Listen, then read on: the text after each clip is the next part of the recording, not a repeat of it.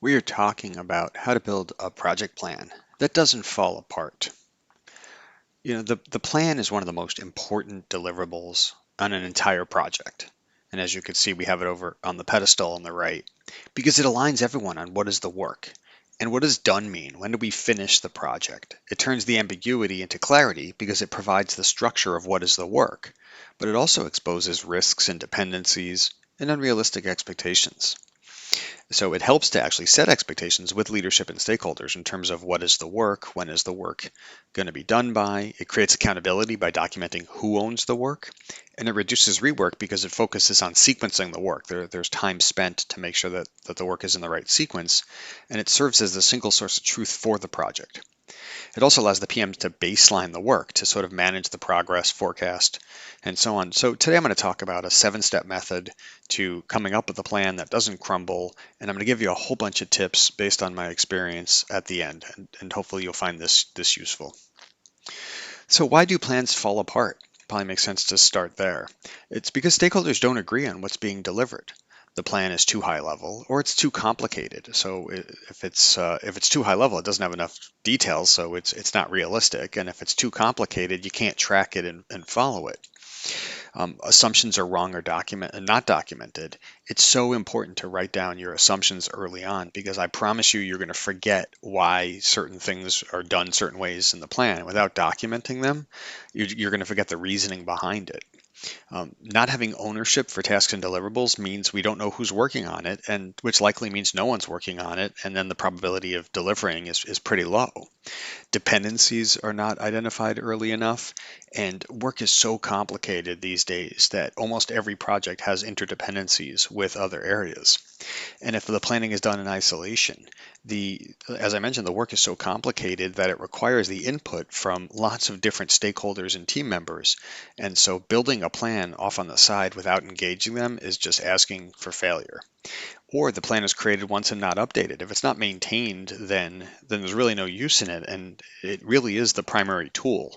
If PMs were carpenters, I mean, this would be our hammer. So it really is the primary tool that we use. So let's talk about the approach in the 7-step method that I mentioned.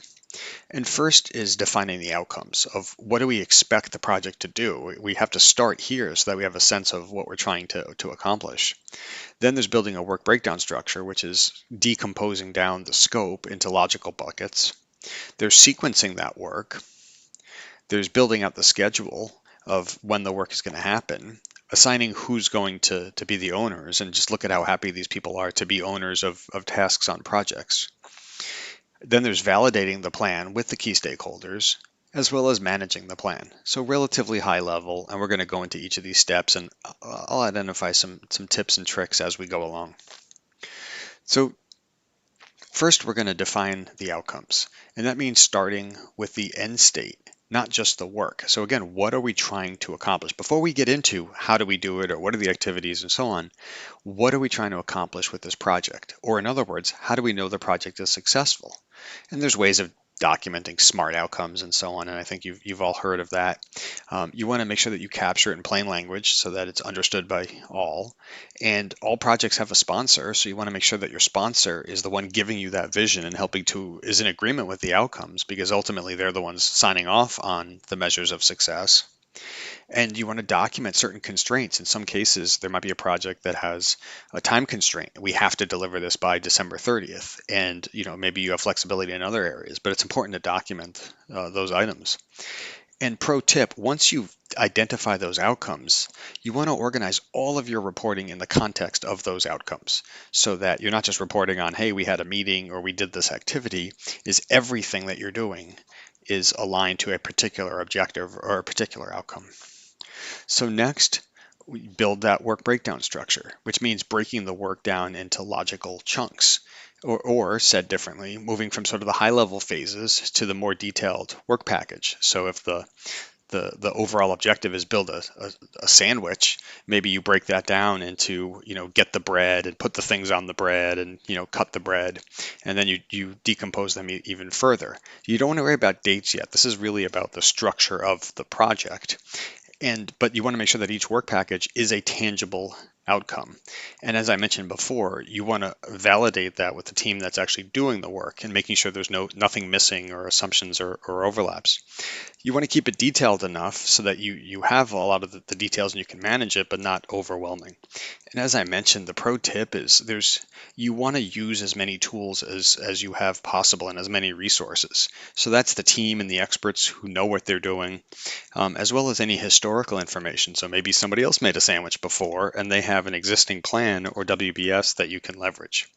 So we've identified our objectives, we've built the work breakdown structure, and now we need to sequence the work, which is essentially putting the tasks in the order that they happen. And a lot of times there's dependencies between the work. So one activity can't start until the other one does. So you can't slice the sandwich until you've put it together, as an example.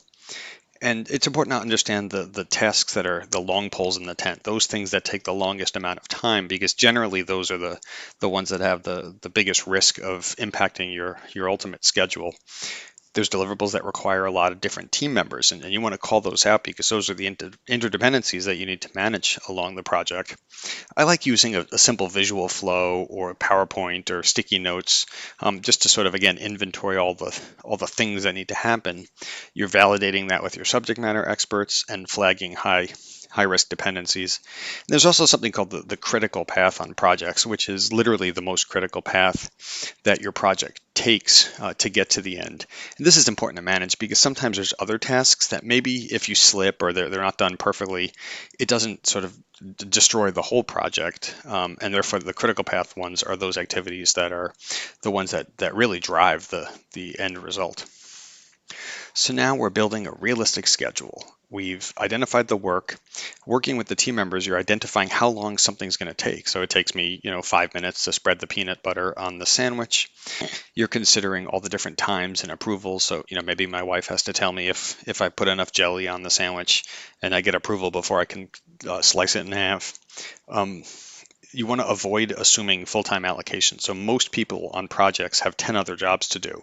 So when you build the schedule, you have to consider how long it takes somebody to do something. So if it's a 40-hour activity, and by the way, this is the difference between effort and duration. So if the effort is 40 hours, but somebody's only working a quarter of their time, so 10 hours a week on the project, that's a 4-week activity for them. So you really have to take into account people's allocations. And then you got to think about vacations and holidays and things like that so that you're not scheduling over them. We talked about the critical path. We've talked about validating a couple times. I am a big fan of schedule contingency. That is putting contingency in my schedule. So if my work tells me that I'm going to be done Thanksgiving, maybe I schedule it to the first or second week in December because I know there's going to be problems and things are going to slip.